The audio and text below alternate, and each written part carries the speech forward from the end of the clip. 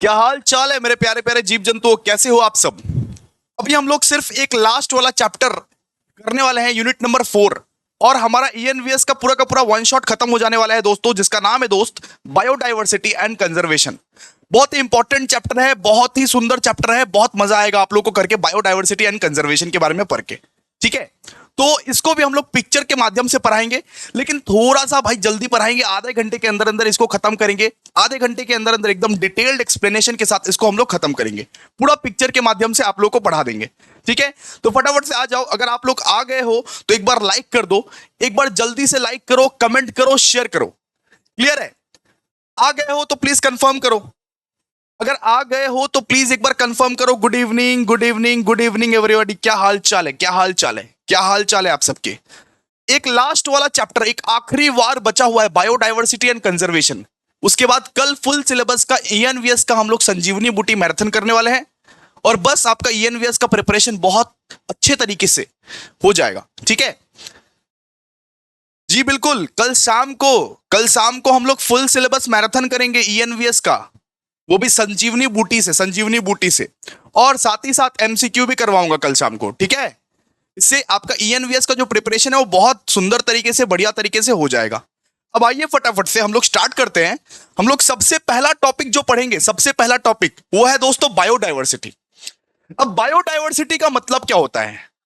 अब बायोडाइवर्सिटी का मतलब है कि अर्थ पर कितना लाइफ रहता है।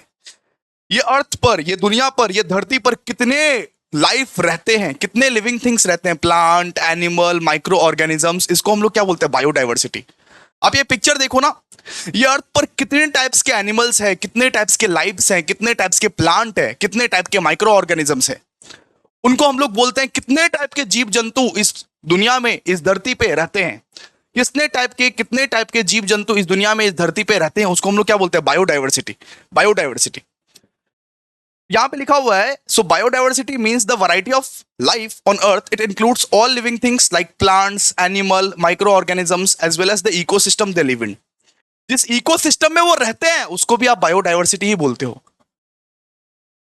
जिस इकोसिस्टम में वो रहते हैं उसको भी आप बायोडाइवर्सिटी ही बोलते हैं। ठीक है, और क्यों इंपॉर्टेंट है बायोडाइवर्सिटी, क्यों इतना जरूरी है? So biodiversity is important because it helps ecosystem function properly. So biodiversity इसीलिए इंपॉर्टेंट है क्योंकि बायोडाइवर्सिटी है तभी इकोसिस्टम अच्छे से चल पा रहा है। सो बायोडाइवर्सिटी है तभी ये जो वातावरण है, ये जो पर्यावरण है, बहुत अच्छे से चल पा रहा है। सारे के सारे रिसोर्सेज तुम लोगों को मिल पा रहा है, फूड एंड मेडिसिन तुम लोगों को मिल पा रहा है। ठीक है, तो बायोडाइवर्सिटी अगर नहीं रहेगा तो इकोसिस्टम का कोई भी अस्तित्व नहीं है। तो यहां पे बायोडाइवर्सिटी का मतलब है कि ये अर्थ पर, ये धरती पर, ये दुनिया पर कितने वैरायटीज ऑफ लाइफ रहते हैं, कितने वैरायटीज ऑफ लाइफ। अब आप यहां पे देखो ना, यहां पे हिरन भी है, शेर भी है, खरगोश भी है, एलिफेंट भी है, बतख भी है। कितने वैरायटीज ऑफ लाइफ है, कितने वैरायटीज ऑफ लाइफ एक पर्टिकुलर इकोसिस्टम में है, उसको हम लोग क्या बोलते हैं? उसको हम लोग बोलते हैं बायोडाइवर्सिटी। उसको हम लोग बोलते हैं बायोडाइवर्सिटी। सो बायोडाइवर्सिटी को अपने से बना बना के आराम से लिख देना। Biodiversity means variety of life on earth. It includes all living things like plant, animal, micro organisms as well as ecosystem they live in. So biodiversity is important because it helps ecosystem to function properly and it provides the resources like food and medicine. हम लोग को resources provide देता है, हम लोग को resources provide करता है, जैसे खाना हो गया, मेडिसिन हो गया, सब तो हम लोग बायोडाइवर्सिटी से ही लेते हैं। और ये जो बायोडाइवर्सिटी है हमारे वेलबींग के लिए कंट्रीब्यूट करता है। हमारे वेलबींग के लिए क्या करता है? कंट्रीब्यूट करता है। ठीक है, आगे बढ़े, आगे बढ़े। अब हम लोग पढ़ने वाले हैं levels of biodiversity. Levels of biodiversity, कितने लेवल्स की बायोडाइवर्सिटी है जरा समझने की कोशिश कीजिए दोस्त। एक तो है भैया स्पीसीज डाइवर्सिटी, जहां पे छोटे छोटे स्पीसीज जो हैं, जहां पे छोटे छोटे स्पीसीज जो हैं वो रहते हैं। तो this refers to variety of different species. जितने भी स्पीसीज है उनका एक एरिया, उनका एक इकोसिस्टम को हम लोग बोलते हैं स्पीसीज डाइवर्सिटी। अब भैया वो बायोडाइवर्सिटी का लेवल्स भी बनाया गया है। सबसे पहले हम लोग बात करेंगे स्पीसीज डाइवर्सिटी का। तो कितने टाइप्स के डिफरेंट डिफरेंट स्पीसीज है, जैसे एक मच्छर हो गया, एक एंट हो गया। नॉर्मली मच्छर के भी कितने सारे टाइप्स होते हैं, कितने सारे भाई भतीजे होते हैं, मच्छर, माछी। ठीक है, तो कितने सारे स्पीसीज अवेलेबल है एक पर्टिकुलर एरिया में, एक पर्टिकुलर इकोसिस्टम में, उसको हम लोग बोलते हैं species diversity. Species diversity it includes both the number of species present and relative abundance. Higher species diversity often indicate a healthier ecosystem. मतलब अगर हायर स्पीसीज डाइवर्सिटी रहेगा तो बहुत अच्छा इकोसिस्टम है तुम्हारा, बहुत अच्छा इकोसिस्टम है। इसके बाद और एक टाइप है भैया जेनेटिक डाइवर्सिटी। जेनेटिक डाइवर्सिटी कि लोग अपने जीन्स के हिसाब से डाइवर्ट होते हैं, लोग अपने जीन्स के हिसाब से अलग अलग इकोसिस्टम में रहते हैं, ठीक है। So it refers to a variety of genetic characteristics with a species. मतलब एक स्पीसीज का अगर अगर मान लो कि तुम अपने समाज अपने अपने अपने एक समाज में रहना चाहोगे ना, अपने एक कम्युनिटी में रहना चाहोगे ना, बिल्कुल वैसे ही जेनेटिक जेनेटिक है। जब स्पीसीज अपने समाज में अपने कम्युनिटी में रहना चाहता है उसको हम लोग बोलते हैं जेनेटिक डाइवर्सिटी। जहां पे वो अपने जीन्स के साथ रहता है, जीन्स के साथ हाथ से हाथ मिलाता है, उसको हम लोग बोलते हैं दोस्तों जेनेटिक डाइवर्सिटी। और एक होता है ecosystem diversity. Ecosystem diversity encompasses the variety of different ecosystem present at region on the planet. मतलब पूरा का पूरा प्लैनेट में कितना इकोसिस्टम अवेलेबल है, कितना इकोसिस्टम अवेलेबल है, मान लो कि 5 6 7 8 9 10 100 कितने इकोसिस्टम अवेलेबल है, कितने वैरायटीज के इकोसिस्टम अवेलेबल है पूरे प्लैनेट में कितने वैरायटीज के इकोसिस्टम अवेलेबल है, कितना इकोसिस्टम अवेलेबल है, उसको हम लोग बोलते हैं इकोसिस्टम डाइवर्सिटी। उसको हम लोग क्या बोलते हैं, इकोसिस्टम डाइवर्सिटी। अब इकोसिस्टम भी बहुत सारे टाइप के होते हैं।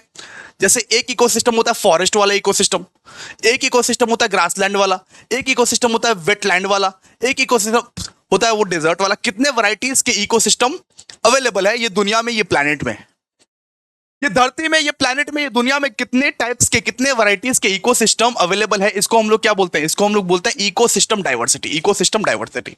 प्लीज एक बार चैट बॉक्स में बोलो लेवल ऑफ बायोडाइवर्सिटी का कितना टाइप्स है, बताओ लेवल ऑफ बायोडाइवर्सिटी का कितना टाइप्स है, बोलिए जल्दी बोलिए, ये चैप्टर को जल्दी जल्दी खत्म करना है।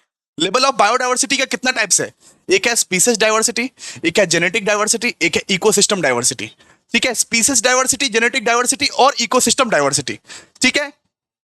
आगे बढ़े, आगे बढ़े, चलो अब बात करेंगे अपने इंडिया में दोस्तों बहुत सारे एक जोन्स है, उसको बोलते हैं हम लोग बायो जियोग्राफिक जोन्स। बहुत सारे जोन्स है जहां पे इकोलॉजिकल और ज्योग्राफिकल कैरेक्टरिस्टिक्स है, ठीक है। So India has divided into several biogeographic zones based on the diverse ecological and geographical characteristics.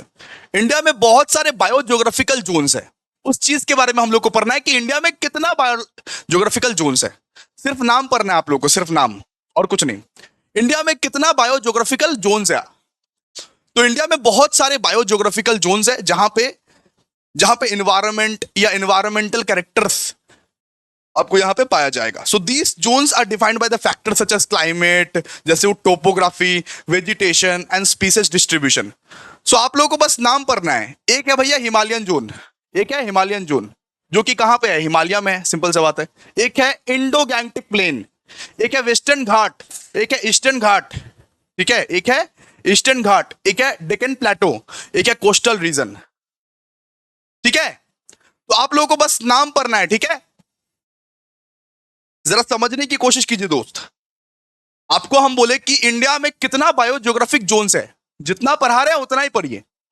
India में बायोजियोग्राफिक जोन्स कितना है, तो इंडिया में 6 तो बायोजियोग्राफिक जोन्स है। नाम बताइए प्लीज, चैट बॉक्स में नाम बताइए।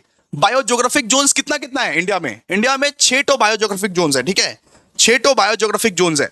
एक है हिमालयन जोन, एक है हिमालयन जोन, एक है Indo Gangetic plain, Indo Gangetic plain, Indo Gangetic plain, एक है वेस्टर्न घाट, एक है ईस्टर्न घाट, एक है डेक्कन प्लेटो, और छठा नंबर है कोस्टल रीजन्स। बस आपको डिस्क्राइब नहीं करना, आपको नाम लिखना है, बस नाम लिखना है, नाम लिखना है कि बायोजियोग्राफिक जोन्स इंडिया में कितना अवेलेबल है, बस इतना ही पूछेगा। क्लियर है, समझ में आया? एक बार लाइक करो ना, लाइक करो ना एक बार, अगर समझ में आ रहा है तो एक बार लाइक करो फटाफट से। तो इंडिया में कितना बायोजियोग्राफिक जोन्स है, लेकिन ये इंट्रोडक्शन वाला पार्ट लिख दीजिएगा बेटा। India can be divided into several biogeographic zones based on, ये सब इंट्रोडक्शन वाला पार्ट आप लिख दीजिएगा, अच्छे से इंट्रोडक्शन वाला पार्ट लिख देना, ठीक है। Himalayan zone, Indo Gangetic plain, western Ghat, eastern Ghat, Deccan plateau, coastal regions, बस बात खत्म, ठीक है। बात करते हैं हम लोग अब हॉटस्पॉट के बारे में, वो बायोडाइवर्सिटी हॉटस्पॉट के बारे में कि बायोडाइवर्सिटी हॉटस्पॉट क्या होता है। देखिए ये पिक्चर देखिए, ये पिक्चर देखिए, इसको बोलते हैं बायोडायवर्सिटी हॉटस्पॉट। इसको बोलते हैं बायोडायवर्सिटी हॉटस्पॉट, जहां पे वो माहौल हो, जहां पे वो बायोडायवर्सिटी हो, इसको बोलते हैं बायोडायवर्सिटी हॉटस्पॉट। इसको पढ़ते हैं, देखिए ना। It is a region, it is a region by exceptionally high level of species, जहां पे ये एक ऐसा रीजन है जहां पे बहुत सारे जीव जंतु आप लोगों को मिलता है, जहां पे बहुत सारे जीव जंतु, बहुत सारे लिविंग ऑर्गेनिजम्स, बहुत सारे प्लांट्स, एनिमल्स आप लोगों को मिल सकता है। सो बायोडायवर्सिटी हॉटस्पॉट मतलब एक ऐसा जगह जहां पे बहुत सारे एनिमल्स, बहुत सारे प्लांट्स आपको मिलते हैं, ठीक है। So these areas are considered to be the global importance of conservation due to the rich biodiversity and the urgent need to protect from the further degradation or loss. ये सब area degrade होता जा रहा है, ये सब area degrade होता जा रहा है, खराब होता जा रहा है। तो अब अर्जेंटली इन लोगों को बचाना है, अब अर्जेंटली इन सब चीज को बचाना है। जैसे कि ये है, अब देखिए ना, इसमें इसको आप बोलते हो हॉटस्पॉट, इसको आप बोलते हो हॉटस्पॉट। वाईफाई का हॉटस्पॉट नहीं रे बाबा, इसको बोलते हो हॉटस्पॉट। यहाँ पे बहुत सारा प्लांट्स है, यहाँ पे बहुत सारा एनिमल्स है, यहाँ पे आपको नया नया प्लांट्स मिलेगा, नया नया एनिमल्स मिलेगा, बहुत सारा चीज मिलेगा यहाँ पे, ठीक है। अब इन सबको प्रिजर्व करके रखना है। ये सब अब खत्म होता जा रहा है, ये सब हॉटस्पॉट जो है ना वो खत्म होता जा रहा है।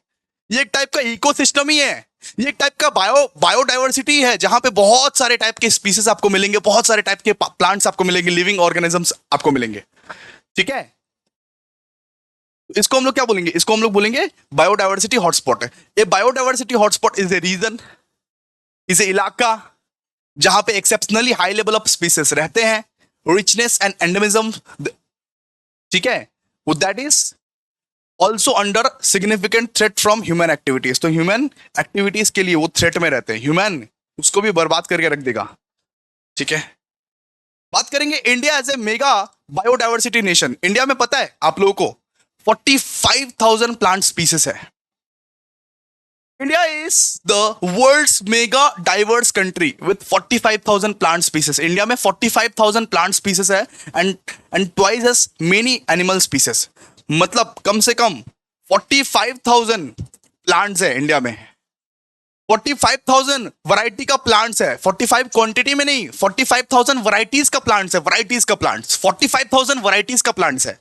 और उसका डबल यानी 90,000 जीव जंतु है, 90,000 प्लस जीव जंतु है, 90,000 प्लस जीव जंतु, ठीक है। इसीलिए इंडिया को मेगा बायोडायवर्सिटी नेशन बोला जाता है। India is one of the world's mega diverse countries with 45,000 plant species and twice as many animal species. India has only 2.4% of the world's land area.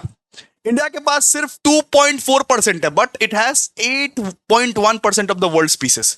World में जितना भी species है ना, उसका 8% India में रहता है। वर्ल्ड में जितना भी स्पीसीज है, जितना भी जीव जंतु है, उसमें 8% इंडिया में रहता है, इंडिया में रहता है। लेकिन हमारा इंडिया सिर्फ 2.4% of the world's land area cover करता है। वर्ल्ड में जितना लैंड है ना, सिर्फ 2 या 3% लैंड एरिया कवर करता है, लेकिन हमारे इंडिया में आज भी 8% ऑफ द वर्ल्ड स्पीसीज हमारे इंडिया में ही रहते हैं, ठीक है। 8% ऑफ द जीव जंतु हमारे इंडिया में ही रहते हैं। हालांकि 2% लैंड है, लेकिन 8% वर्ल्ड स्पीसीज हमारे इंडिया में ही रहते हैं। तो 45,000 प्लस प्लांट स्पीसीज है और 90,000 यानी ट्वाइस मतलब 90,000 प्लस हमारे पास एनिमल स्पीसीज है। प्रजाति है, इतनी प्रजाति, वैरायटीज है उतना कि 45,000 प्रकार के हमारे पास प्लांट्स है और 90,000 प्रकार के हमारे पास एनिमल स्पीसीज, लिविंग ऑर्गेनिजम्स है, ठीक है। समझ में आया, क्लियर है। अब बात करते हैं थ्रेट्स टू बायोडायवर्सिटी। कुछ कुछ ऐसे थ्रेट्स हैं, हमारी बायोडायवर्सिटी बर्बाद हो सकती है कभी ना कभी। क्या क्या थ्रेट्स है, अब देखो जरा ध्यान से। Habitat loss and fragmentation, destruction of natural habitat. बहुत लोग अर्बनाइजेशन के चक्कर में, मॉडर्नाइजेशन के चक्कर में नेचुरल हैबिटेट को नुकसान कर रहे हैं। एग्रीकल्चर के चक्कर में, लॉगिंग के चक्कर में, माइनिंग के चक्कर में, इंफ्रास्ट्रक्चर डेवलपमेंट के चक्कर में आप नेचुरल एनवायरनमेंट को खराब कर रहे हो। तो इससे क्या होगा, इससे बायोडायवर्सिटी का नुकसान होगा, इससे बायोडायवर्सिटी का नुकसान होगा बेटा, ठीक है। अगर आप एग्रीकल्चर करते हो, फार्मिंग करते हो, लॉगिंग करते हो, माइनिंग करते हो, इसके चक्कर में आप नेचुरल एनवायरनमेंट को खराब कर रहे हो, उनका घर को खराब कर रहे हो, लिविंग ऑर्गेनिजम्स फिर कहां रहेंगे, वो बायोडायवर्सिटी को खराब कर रहे हो। तो यही सब तो है नुकसान, यही तो है, इससे ही तो होगा बायोडायवर्सिटी का नुकसान, ठीक है।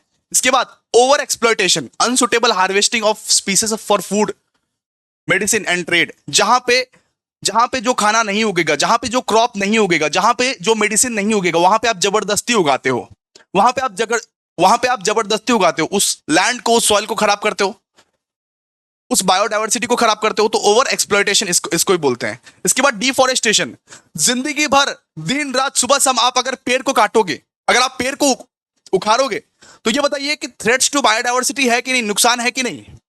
तो डिफॉरेस्टेशन करना बंद करना पड़ेगा, clearance of forest for agriculture, logging, urbanisation, ये सब बंद करना पड़ेगा। इसके बाद क्लाइमेट चेंज। क्लाइमेट चेंज भी एक बहुत बड़ा इशू है कि ये थ्रेट बन सकता है बायोडाइवर्सिटी के लिए। हमारी जो बायोडाइवर्सिटी है वो बर्बाद हो सकती है, हमारी जो बायोडाइवर्सिटी है, हमारी इकोसिस्टम जो है वो बर्बाद हो सकती है। फिफ्थ है वो पॉल्यूशन। अगर आप इतना पॉल्यूशन करोगे, air pollution, water pollution, soil pollution, plastic फेंकोगे, तो इससे क्या होगा, हमारे बायोडाइवर्सिटी का बहुत बड़ा इंपैक्ट पड़ेगा।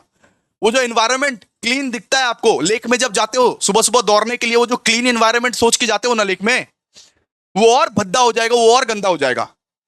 ठीक है, और बहुत सारा आपको डिजीजेस भी हो सकता है। बायोडाइवर्सिटी का अगर नुकसान होगा तो आपका भी नुकसान होगा।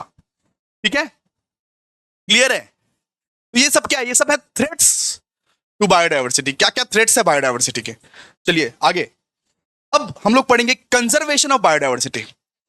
भैया what do you mean by conservation of biodiversity, इसका मतलब क्या है कि भैया बायोडाइवर्सिटी को हम लोग को प्रोटेक्ट करना है, प्रिजर्व करना है, सस्टेनेबल मैनेजमेंट करना है, बचाना है हम लोग को अपना बायोडाइवर्सिटी को। जो प्यारा सा सुंदर सा बायोडाइवर्सिटी दिख रहा है आपको, इसको आपको बचाना है, इसको आपको बचाना है, इसको आपको कंजर्व करना है। समझ में आया, कंजर्वेशन ऑफ बायोडाइवर्सिटी, समझ में आया कि नहीं आपको। आपको ये जो इकोसिस्टम है, ये जो इन्वायरमेंट है, ये जो बायोडाइवर्सिटी है, उसको बचाना है, उसको प्रोटेक्ट करना है। सो यहां पे देखिए ना क्या लिखा हुआ है। So conservation of biodiversity involves, मतलब वो protection, preservation and sustainable management of ecosystem, species and genetic diversity to maintain their ecological, economic and cultural value. Simple सा बात है, इस दुनिया के जीव जंतु को, जेनेटिक डाइवर्सिटी को, इकोलॉजिकल बैलेंस को, इकोनॉमिक बैलेंस को, कल्चरल वैल्यू को, सब कुछ मेंटेन करके रखना पड़ेगा। हमें एनवायरनमेंट को बचाना पड़ेगा, हमें बायोडाइवर्सिटी को बचाना पड़ेगा, हमें एनवायरनमेंट को बचाना पड़ेगा, हमें बायोडाइवर्सिटी को बचाना पड़ेगा। इसको क्या बोलते हैं, कंजर्वेशन। अगर आप एनवायरनमेंट को, अगर आप बायोडाइवर्सिटी को, इकोसिस्टम को कंजर्व करते हो, प्रोटेक्ट करते हो, प्रिजर्व करते हो, आप सस्टेनेबल मैनेजमेंट करते हो, आप स्पीसीज का ख्याल रखते हो, आप पूरा का पूरा इन्वायरमेंट के इश्यूज को समझते हो, और इश्यूज के उसको समझ के, इन्वायरमेंट में जो प्रॉब्लम्स हो रहे हैं उसके इश्यूज को समझ के कुछ सोल्यूशन निकालते हो, इसको हम लोग बोलते हैं दोस्त conservation of biodiversity. Conservation of biodiversity आप लिख सकते हो, conservation of biodiversity involves the protection, preservation and sustainable management of ecosystem, species and genetic diversity. सबका आप रक्षा कर रहे हो, सीधा सा बात है। So this includes establishing protected areas, जैसे कि मान लीजिए जू बना दिया आप, जैसे मान लीजिए वो नेशनल पार्क बना दिए, जू बना दिए, नेशनल पार्क बना दिए, वाइल्ड लाइफ सेंचुरी बना दिए। इससे क्या होगा, इससे वो लोग प्रोटेक्टेड रहेगा, इससे जानवर लोग प्रोटेक्टेड रहेगा, कोई कुछ नहीं कर पाएगा। ठीक है, ये सब आप कर सकते हो। सो कंजर्वेशन ऑफ बायोडाइवर्सिटी इसको हम लोग बोलते हैं। ऑब्जेक्टिव क्या रहेगा इसका, ऑब्जेक्टिव रहेगा सबसे पहले इकोसिस्टम को आप प्रिजर्व कर रहे हो। आपका जो ये इकोसिस्टम है, ये जो सुंदर वातावरण है, ये जो सुंदर पर्यावरण है, उसको आप बचा रहे हो। So protecting and maintaining the health, integrity and functionality of the ecosystem. आप इससे क्या कर रहे हो, आप इससे क्या कर रहे हो, क्या कर ले रहे हो, कंजर्व करके इकोसिस्टम को बचा रहे हो। इसके बाद स्पीसीज को बचा रहे हो, जीव जंतु को बचा रहे हो, जीव जंतु को बचा रहे हो, जीव जंतु को बचा रहे हो। ठीक है, इसके बाद promote genetic diversity, so preserving the genetic viability with species to enable adaptation to changing environmental condition and ensure the resilience of the ecosystem and sustain ecosystem services। तो ये सब सारा जो है, ये सब सारा क्या है, normally objective of biodiversity conservation. क्या क्या ऑब्जेक्टिव्स है, क्या क्या नहीं है, आप जरूर पढ़िएगा। तो प्रमोट जेनेटिक डाइवर्सिटी मतलब क्या, कि जीव जंतु के संख्या को आप बढ़ाओगे, जितने भी स्पीसीज हो रहे हैं उन स्पीसीज को आप मौका दोगे कि भाई अपना जनरेशन टू जनरेशन आप डाइवर्स होते जाओ। ठीक है, और फोर्थ है कि सस्टेन इकोसिस्टम सर्विसेज, जैसा इकोसिस्टम चल रहा है, जैसा हमारा पर्यावरण है वैसा ही रहे, उससे बर्बाद ना हो। जैसा हमारा इकोसिस्टम है, जैसा हमारा पर्यावरण है अभी, वैसा ही रहे, बर्बाद ना हो। इसको बोलते हैं सस्टेन इकोसिस्टम सर्विसेज। इसको क्या बोलता है? Sustain ecosystem services. अब हम लोग पढ़ेंगे टाइप्स ऑफ कंजर्वेशन, किस तरीके से आप जब कंजर्व करोगे, आप जब एक एनिमल को, आप जब एक जीव जंतु को बचाओगे, आप जब अपना बायोडायवर्सिटी को बचाओगे, तो किस तरीके से बचाओगे, किस तरीके से कंजर्वेशन कर सकते हो, किस तरीके से कंजर्वेशन कर सकते हो। तो एक है दोस्तों इन सिटू कंजर्वेशन, दूसरा है एक्स सिटू कंजर्वेशन। अब समझने की कोशिश कीजिए। इन सिटू कंजर्वेशन मतलब उनका एक एरिया होता है, मतलब हर एक जीव जंतु का एक एरिया होता है जहां पे बहुत सारे जीव जंतु पाए जाते हैं। मान लीजिए जंगल हो गया, वाइल्ड लाइफ सेंचुरी हो गया, नेशनल पार्क हो गया। एरिया होता है जहां पे, एक जंगल होता है जहां पे बहुत सारे जीव जंतु पाए जाते हैं। तो उन्हीं एरियाज को आप प्रोटेक्ट करते हो। उन्हीं एरिया को जब आप प्रोटेक्ट करते हो जहां वो नॉर्मली रहते हैं, एक जीव जंतु जहां पे नॉर्मली रहता है, नॉर्मली एग्जिस्ट करता है, उन्हीं एरिया को जब आप प्रोटेक्ट करते हो तो हो जाता है वो इन सिटू कंजर्वेशन। एक जीव जंतु जहां नॉर्मली रह रहा है, उसको कहीं से लाए नहीं तुम, जैसे जूओं में लाते हैं ना एनिमल वैनिमल को उठा के एक्सपोर्ट करके इंपोर्ट करके, नहीं, आप कहीं से लाए नहीं हो, जहां वो है वहीं पे वो है, बस उसको वहीं पे प्रोटेक्शन आप अगर दे रहे हो, अगर एक एनिमल को वहीं वहीं के वहीं आप प्रोटेक्शन दे रहे हो, तो उसको हम बोलेंगे in situ conservation. In situ conservation, protecting species and ecosystem within their natural habitat, वहीं के वहीं प्रोटेक्शन दे रहे हैं, लाए नहीं कहीं से। और एक्स सिटू कंजर्वेशन किसको बोलते हैं? एक्स सिटू कंजर्वेशन हम लोग उसको बोलते हैं, मान लीजिए एक चीता है, वो चीते को हम लोग कोलकाता जू में लाए और कोलकाता जू में रख रहे हैं। एक जापान से हम लोग एनिमल को लाए और एनिमल को हम लोग कोलकाता में रख रहे हैं, उसको बोलते हैं एक्स सिटू कंजर्वेशन। कि उसका प्लेस ये वाला नहीं था, उसको लाया गया है, उसको मेंटेन किया जा रहा है। तो इन सिटू कंजर्वेशन का मतलब, जहां वो है वहीं से उसको प्रोटेक्शन मिलेगा, जहां वो लोग रहता है उसी हैबिटेट में, उसी नेचुरल एनवायरनमेंट में उसको प्रोटेक्शन मिलेगा। जैसे national park, wild life sanctuary, biosphere reserves, ये सब क्या है? इन situ conservation. In situ conservation कि जहां वो एनिमल रहता है, जिस जगह वो एनिमल रहता है, उसी जगह उसको प्रोटेक्शन हम लोग दे रहे हैं। उसको कहीं से एक्सपोर्ट इंपोर्ट नहीं किया, उसको कहीं से कहीं ट्रांसफर नहीं किए, वहीं पे रह के उसको जस्ट प्रोटेक्शन कर रहे हैं, उसको जस्ट हम लोग कंजर्व कर रहे हैं। ठीक है। और एक्स सिटू मतलब क्या होता है बेटा? एक्स सिटू मतलब होता है नॉर्मली कहीं से दूसरे जगह लाना। मान लीजिए मुंबई में एक रेयर एनिमल पाया गया, उसको हम कोलकाता जू में ले आए, उसको हम लोग कोलकाता जू में ले आए। ये क्या है? Ex situ conservation.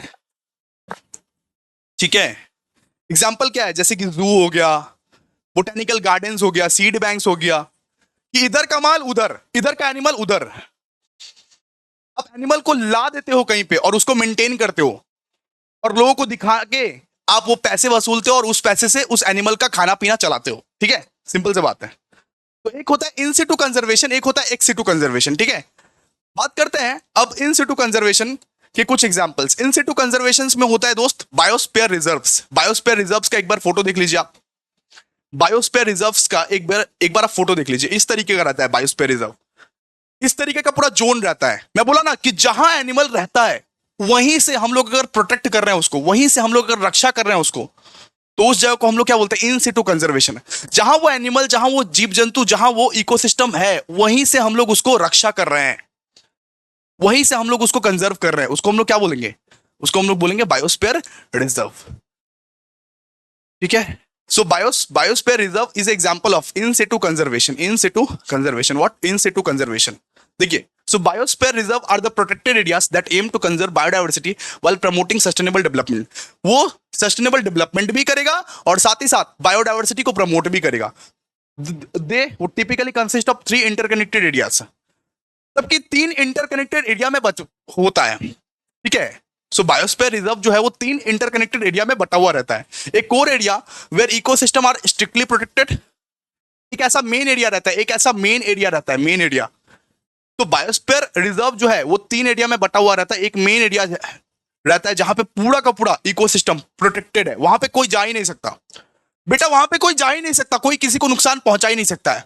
ह्यूमन लोग रहता है ना कि एनिमल को लेके जाएगा, तो ह्यूमन एक्टिविटीज वहां पे नहीं कर सकते आप। एक मेन एरिया रहता है जहां पे पूरा प्रोटेक्टेड रहता है। ठीक है, where limited human activities are allowed.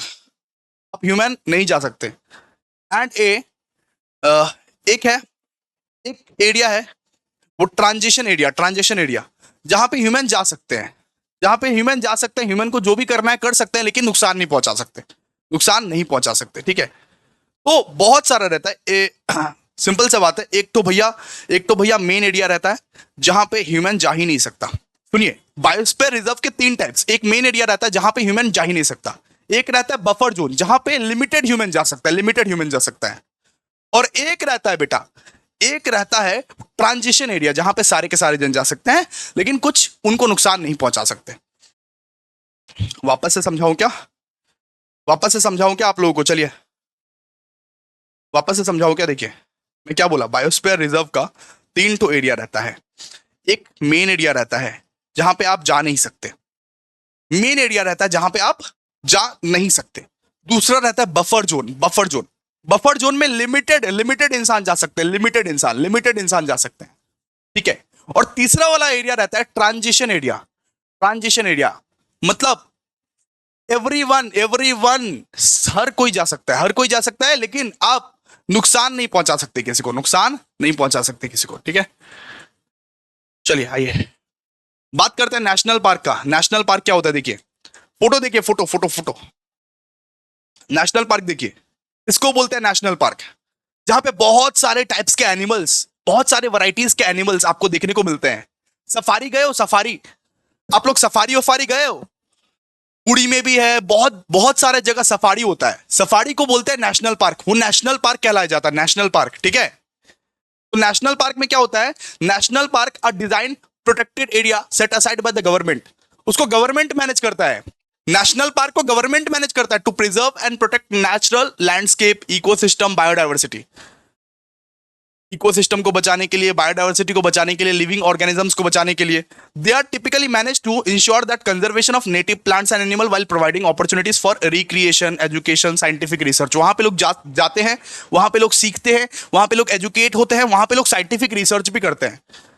अब गए हो ना नेशनल पार्क में गए हो ना आप लोग? नेशनल पार्क में वही सब होता है, सफारी, अरे लायन सफारी या टाइगर सफारी, लायन वायन को देखते हैं वहां पे, है ना, बिल्कुल नेशनल पार्क में ही होता है। वो गवर्नमेंट के द्वारा पूरा का पूरा मैनेज किया जाता है। नेशनल पार्क जो है ना, वो गवर्नमेंट के द्वारा मैनेज किया जाता है पूरा, ठीक है, to preserve and protect natural landscape, ecosystem and biodiversity. इसके बाद बात करते हैं वाइल्ड लाइफ सेंचुरी क्या होता है। वाइल्ड लाइफ सेंचुरी देखिए, वाइल्ड लाइफ सेंचुरी एक प्रोटेक्टेड एरिया रहता है dedicated to conservation and protection of wildlife and their habitats. मतलब वाइल्ड लाइफ के प्रोटेक्शन के लिए एक वाइल्ड लाइफ सेंचुरी बनाया जाता है जहां पे वाइल्ड लाइफ को कोई भी डिस्टर्ब ना कर सके। देखिए इसको बोलते हैं वाइल्ड लाइफ सेंचुरी, जहां पे नॉर्मल इंसान जा ही नहीं सकता। वाइल्ड लाइफ सेंचुरी में नॉर्मल इंसान जा ही नहीं सकता। जैसे नेशनल पार्क में नॉर्मल इंसान जा सकता है, रिसर्च कर सकता है, वाइल्ड लाइफ सेंचुरी में नॉर्मल इंसान जा ही नहीं सकता है। वाइल्ड लाइफ के प्रोटेक्शन के लिए एक जगह बनाया गया है, उसको बोलते हैं हम लोग wildlife sanctuaries. They provide a safe haven for various species, बहुत ज्यादा सेफ एनवायरनमेंट प्रोवाइड करता है। बहुत सारे जैसे चीता है, शेर है, एंट है, कोई भी स्पीसीज है, उनके लिए एक सेफ हैबिटेट प्रोवाइड किया जाता है। वहां पे हंटिंग पॉचिंग अलाउड नहीं है, हंटिंग वंटिंग कोई नहीं कर सकता। वाइल्ड लाइफ सेंचुरीज में हंटिंग वंटिंग कोई नहीं कर सकता, ठीक है, हंटिंग वंटिंग कोई नहीं कर सकता। सेक्रेड ग्रोव्स देखिए, सेक्रेड ग्रोव्स एक छोटा सा फॉरेस्ट रहता है, जहां पे कुछ स्पीसीज को मेंटेन किया जाता है। एक छोटा सा फॉरेस्ट, उसको हम लोग क्या बोलेंगे? सेक्रेड ग्रोव्स का मतलब क्या होता है? ए sacred groves is a special area of land, usually A small forest और ग्रुप ऑफ ट्री। एक छोटा सा फॉरेस्ट जहां पे डिफरेंट टाइप्स के स्पीसीज रहते हैं, उसको हम लोग बोलेंगे सेक्रेड ग्रोव्स। जो ज्यादा बड़ा भी नहीं है, दैट होल्ड्स रिलीजियस और स्पिरिचुअल, वहां पे रिलीजियस या स्पिरिचुअल सिग्निफिकेंस भी देखते हैं, ठीक है। उन जगहों को हम लोग क्या बोलते हैं? Sacred groves. पढ़ लीजिएगा एक बार, देखिए एकदम छोटा सा रहता है, देखिए ना, सेक्रेड ग्रोव्स एकदम छोटा सा रहता है, वहां पे बहुत कम स्पीसीज को मेंटेन किया जाता है, रखा जाता है, और लोग पूजा भी करता है, वहां पे लोग पूजा भी करते हैं। आप लोग की मम्मी को देखे हो ना, तुलसी माता को जल वल चढ़ाती है, अरे वो पेड़ के सामने चक्कर वक्कर काटते हैं, तो वहां पे आप पूजा भी कर सकते हो, और वहां पे कम जीव जंतु, ज्यादा नहीं, बहुत कम स्पीसीज रहते भी है। छोटा सा एक फॉरेस्ट टाइप का रहता है, छोटा सा एक फॉरेस्ट गार्डन टाइप का रहता है। ठीक है, बोटानिकल गार्डन बात करते हैं अब बात करते हैं बोटानिकल गार्डन। सो बोटानिकल गार्डन क्या होता है? बोटानिकल गार्डन ये किसका टाइप है? ये भैया एक्स सिटू कंजर्वेशन। यहाँ पे एनिमल्स को, स्पीसीज को लाया जाता है बेटा, लाया जाता है। ठीक है, यहाँ पे एनिमल्स, प्लांट्स को लाया जाता है, एक्सपोर्ट इंपोर्ट किया जाता है, इसको मेंटेन किया जाता है।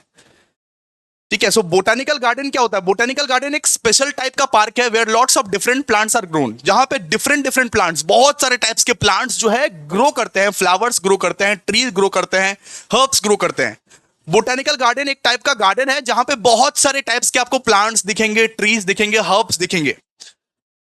ठीक है, तो उसको हम लोग क्या बोलेंगे? उसको हम लोग बोलेंगे बोटानिकल गार्डन। क्लियर है कि नहीं? बोलो। जहां पे बहुत सारे ट्रीज आपको दिखेंगे, हर्ब्स दिखेंगे, फ्लावर्स दिखेंगे उगते हुए। It is not just any old garden, एक गार्डन के जैसा नहीं है, एक सिंपल गार्डन के जैसा नहीं है। यहां से आप बहुत कुछ सीख सकते हो, बहुत वैरायटीज के प्लांट्स रहते हैं। आप इको पार्क चले जाओ, आप हमारे बोटानिकल गार्डन चले जाओ, जहां पे आप चलते चलते थक जाओगे, फ्लावर्स खत्म ही नहीं होंगे, गार्डन खत्म ही नहीं होगी। ठीक है, समझ में आ रहा है ना भाई? ओए, चैट बॉक्स में प्लीज रिस्पॉन्स दो, समझ में आ रहा है कि नहीं? आप पढ़ने वाले जू, यानी तुम्हारा जगह जहां पे आप लोग जाते हो, चिड़ियाखाना। क्या भाई? चिड़ियाखाना, चिड़ियाखाना, न्यू अलीपुर जू आप गए हो? चिड़ियाखाना, a zoo is a place where many different kind of animal, different different kinds of animal को रखा जाता है, वहां पे रखा जाता है, और लोग आते हैं उसको देखने के लिए, लोग आते हैं उसको देखने के लिए। उन लोगों को इंजेक्शन विंजेक्शन दिया जाता है, उन लोगों को मेंटेन किया जाता है, उन लोगों को एक एडिक्वेट वेट तक मेंटेन किया जाता है, उन लोगों को खाना पीना सब कुछ खिलाया जाता है उसके अंदर। वो लोग पिंजरे के अंदर रहते हैं। जू के जो एनिमल है ना, वो पिंजरे के अंदर रहते हैं, और एनिमल्स आके उनको देखता है। जैसे मान लो लायन हो गया, एलिफेंट हो गया, मंकी हो गया। तो zoo are made to be safe for both the animal and the visitor. Visitor और एनिमल दोनों के लिए ही सेफ बनाया गया है। रेयरेस्ट एनिमल आता है वहां पे, रेयरेस्ट एनिमल, जो एनिमल्स रेयर है वही लोग आता है जू में। ठीक है, वही लोग आता है जू में।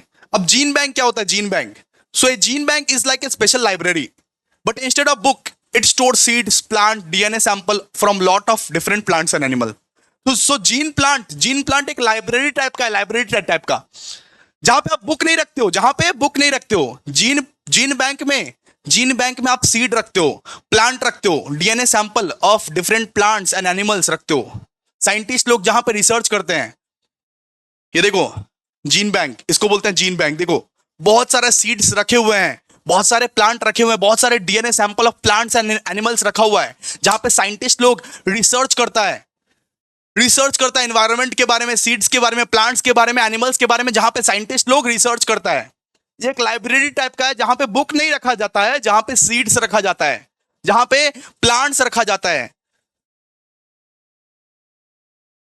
ठीक है, जहां पे ब्लड रखा जाता है एनिमल का, डीएनए सैंपल रखा जाता है, ये सब चीज। ठीक है, इसको हम लोग क्या बोलेंगे? Seed bank. अब सीड जेन बैंक क्या होता है? Seed gene bank is a place where seeds from different plants are stored and kept safed. Seed gene bank का मतलब क्या होता है? जहां पे डिफरेंट प्लांट्स का, बेटा, डिफरेंट प्लांट्स का जितना भी टाइप का प्लांट्स है, उसका सीड्स जो है उसको रखा जाता है। जहां पे डिफरेंट प्लांट्स का सीड्स रखा जाता है उसको बोलते हैं seed gene bank, seed gene bank. अच्छा, नेक्स्ट, अब हम लोग पढ़ेंगे कि प्रोटेक्टेड एरिया नेटवर्क किसको बोलते हैं? Protected area network. So a protected area network is like a series of special places in nature that are kept safe from harm. Simple सा बात है, प्रोटेक्टेड एरिया नेटवर्क मतलब कुछ ऐसा जगह, कुछ ऐसा प्लेस जो ह्यूमन से सेफ रखना पड़ता है गवर्नमेंट को, जिसको ह्यूमन से सेफ रखना पड़ता है कि ह्यूमन लोग वहां पे हंटिंग वंटिंग ना करे, ह्यूमन लोग वहां के वातावरण को खराब ना करे। फॉरेस्ट हो सकता है, पार्क हो सकता है, कोई ऐसा प्लेस जिसको ह्यूमन से सेफ रखा जाता है, जहां पे कोई नॉर्मली जा नहीं सकता, जहां पे बहुत सारा सिक्योरिटी लगाया जाता है कि ह्यूमन इंटरफेरेंस के बिना वो सारा प्लेस आराम से चल पाए। अब देखते हो ना सलमान खान लोग कि कहीं पे भी जाता है हंटिंग वंटिंग कर देता है कि डियर को मार दिया, इसको मार दिया, उसको मार दिया। तो वैसा चीज ना हो, इसीलिए कोई ऐसा जोन, ऐसा प्रोटेक्टेड जोन जहां पे कोई इंसान जा ही नहीं सकता है। ये चीज का ध्यान रखा जाता है। इसको हम लोग क्या बोलते हैं? इसको हम लोग बोलते हैं protected area network. Protected area network, इसको पढ़ लीजिएगा एक बार, ठीक है। अब बात करते हैं इंडिजिनस कम्युनिटी।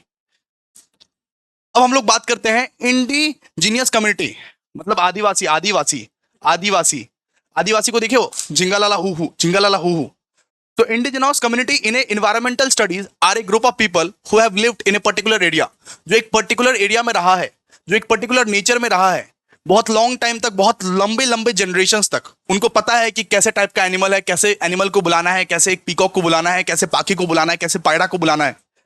सो एक ऐसा टाइप का भी कम्युनिटी रहता है जिसको पूरा का पूरा नेचर का आइडिया रहता है, पूरा का पूरा नेचर का आइडिया रहता है। उसको हम लोग बोलते हैं indigenous community. These community have a deep connection to the land, water, natural resources। भैया डीप कनेक्शन रहेगा लैंड के साथ, वाटर के साथ, नेचुरल रिसोर्सेज के साथ। हमारे जो प्रेसिडेंट है द्रौपदी मुर्मू, वो भी तो आदिवासी है। आदिवासी मतलब क्या होता है? आदिवासी मतलब कोई ऐसा कम्युनिटी जिसका रूट ही हो land, water, natural resources, plant animal को जो बहुत अच्छे से समझ पाए, ठीक है। उसको हम लोग क्या बोलते हैं? उसको हम लोग बोलते हैं इंडिजिनस कम्युनिटी। बात करते हैं अभी नेक्स्ट, पीपल्स बायोडाइवर्सिटी रजिस्टर। एक एक बार रीडिंग कर लीजिएगा, बस एक एक बार रीडिंग कर लीजिएगा, आपका हो जाएगा, बात खत्म। बात करते हैं पीपल्स बायोडाइवर्सिटी रजिस्टर। इसका मतलब एक रजिस्टर मेंटेन करेंगे, उसमें लिखेंगे कि कितना कितना हमारे देश में कितना बायोडाइवर्सिटी है, उसमें लिखेंगे, उसमें नोट करते रहेंगे। उसको हम लोग क्या बोलेंगे? People's biodiversity register. हमारे देश में कितना इकोसिस्टम है, हमारे देश में कितना बायोडाइवर्सिटी है, नोट करते रहेंगे कॉपी में। उसको हम लोग क्या बोलेंगे? People biodiversity register. ये people A PBR is a document created by the local communities to record and manage the biodiversity found in that area। मतलब एक कॉपी, एक नोटबुक रहेगा जहां पे जितना भी बायोडाइवर्सिटी रहेगा वो अगर मिला है तो हम नोट करेंगे। उसको हम लोग क्या बोलेंगे? People's biodiversity register. बात करेंगे अब हम लोग बायो प्रोस्पेक्टिंग। बायो प्रोस्पेक्टिंग मतलब क्या होता है? बायो प्रोस्पेक्टिंग, बायो प्रोस्पेक्टिंग मतलब कोई ऐसा प्रोडक्ट का खोज करना, कोई ऐसा सामान का खोज करना जिससे दूसरों की भलाई हो सके, जिससे दूसरों की भलाई हो सके। बायो प्रोस्पेक्टिंग मतलब कोई ऐसा यूजफुल प्रोडक्ट बनाना, कोई ऐसा यूजफुल प्रोडक्ट का खोज करना जिससे दूसरों की भलाई हो सके। So bioprospecting is defined as a systematic and organised search for useful product derived from bio sources including plants. जो प्लांट से निकाला गया हो, माइक्रो ऑर्गेनिज्म से निकाला गया हो, एनिमल से निकाला गया हो। बहुत सारे प्लांट्स ऐसे रहते हैं जिससे ह्यूमन का बेनिफिट होता है ना भाई। बहुत सारे प्लांट्स ऐसे होते हैं, बहुत सारे एनिमल्स ऐसे होते हैं जिससे ह्यूमन का बेनिफिट होता है, बहुत सारे माइक्रो ऑर्गेनिजम्स ऐसे होते हैं जिससे ह्यूमन का बेनिफिट होता है। तो कुछ ऐसा यूजफुल प्रोडक्ट निकालना जिससे ह्यूमन का बेनिफिट हो, प्लांट एनिमल से। अरे बेटा जी, प्लांट या एनिमल से कुछ ऐसा रिसोर्सेज को बाहर निकालना जो कि ह्यूमन के लिए बेनिफिट देता है। जैसे कि मान लीजिए आप चिकन खाते हो, चिकन क्यों खाते हो? प्रोटीन के लिए खाते हो, ठीक है। इसको हम लोग क्या बोलेंगे? इसको हम लोग बोलेंगे बायो प्रोस्पेक्टिंग। सो बायो प्रोस्पेक्टिंग मतलब कोई ऐसा रिसर्च करना प्लांट से या माइक्रो ऑर्गेनिज्म से या एनिमल से जिसके हेल्प से इंसानों का भी बेहतर हो पाए। और इसका मतलब क्या होता है सर? ये बायो पायरेसी का मतलब क्या होता है? Biopiracy. So biopiracy का मतलब जो आपने खोज किया है उसको आप जब एक्सपेरिमेंट करते हो, उसको आप जब बेचते हो, आपने मान लीजिए पतंजलि वाला बाबा कुछ खोज किया और एक दंत कांति बना दिया, दंत कांति। वो बोला कि हमने हर्ब्स वर्ब्स मिलाए हैं, हमने प्लांट्स वांट्स मिलाए हैं, दंत कांति मिला दिया। और वो दंत कांति को जो 100 रुपए में और 200 रुपए में बेचता है, उसको हम लोग क्या बोलेंगे? उसको हम लोग बोलेंगे बायो पायरेसी। उसको बेटा हम लोग क्या बोलेंगे? Bio piracy. अगर आप कमर्शियल एक्सप्लॉयटेशन उसका करोगे, बायोकेमिकल्स का, जेनेटिक मटेरियल का जो नॉर्मली ऑकर होता है, उसको हम लोग क्या बोलेंगे? बायो पायरेसी, ठीक है। तो ये चैप्टर जो है बेटा ओवर हो गया, पूरा का पूरा ENVS ओवर हो गया। एक बार एक कमेंट कर दो, मजा आया? एक बार एक कमेंट कर दो, मजा अगर आया है एक बार एक बेटा आप कमेंट करोगे, प्लीज प्लीज प्लीज एक बार आपको कमेंट करना ही पड़ेगा। बहुत मेहनत कर रहा हूं आप लोगों के लिए। और कल 7 बजे सुनो, कल 7 बजे ENVS का संजीवनी बूटी मैराथन होगा। संजीवनी बूटी बूटी वो क्वेश्चन है जिसको सब पढ़ता है, पूरा कलकत्ता यूनिवर्सिटी पढ़ता है। संजीवनी बूटी मैराथन, फुल सिलेबस संजीवनी बूटी marathon plus MCQ discussion. Plus MCQ discussion. तो हाथ में 3 घंटा लेके आना, 3 घंटा आराम से बैठना और ईएनवीएस का संजीवनी बूटी मैराथन मेरे साथ कर लेना, एमसीक्यू डिस्कशन मेरे साथ कर लेना और ये ई बुक को कंप्लीट करके रखना, बस ई बुक को कंप्लीट करके रखना। Thank you so much guys, thank you so much. मिलते हैं अब नेक्स्ट वीडियो में, तब तक के लिए बाय।